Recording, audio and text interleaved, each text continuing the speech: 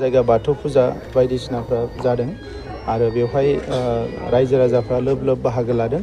आङो दुर्गा आरो लोगोसे जिखिनि बाथौ गुबुन गुबुन फुजा बेवहाय रायजो राजाफ्रा गुबुन गुबुन जायगायाव बेखौ खुंदों बे फोरबोखौ।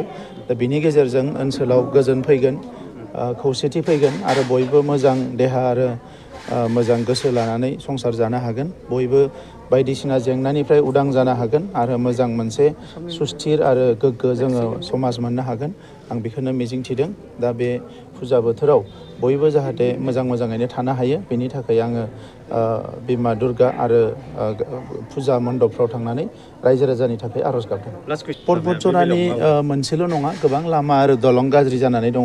गोबां बोसोर बेखौ बानायनाय जायाखैमोन। दा देग्लाय बोसोराव जोङो प्राय 10 कौटिनि लामा बेवहाय बानायगोन आरो नेक्स्ट बोसोरावबो नाजागोन जे आरोबाव 20 कौटिसोनि लामा बानायनो हायो नामा। आरो जिखिनि कालभारफोर बायनानै दङ बिनि खौरांखौ आंनो लकेल लिडारफ्रा होबाय थादों। दा बेखौ आङो दुर्गा फुजानि उनाव सान लानानै नायफैगोन आरो बेखौ देग्लाय मेसेङाव मेक्सिमाम बेसेबां बानायनो हायो बेखौ बानायनो नाजागोन।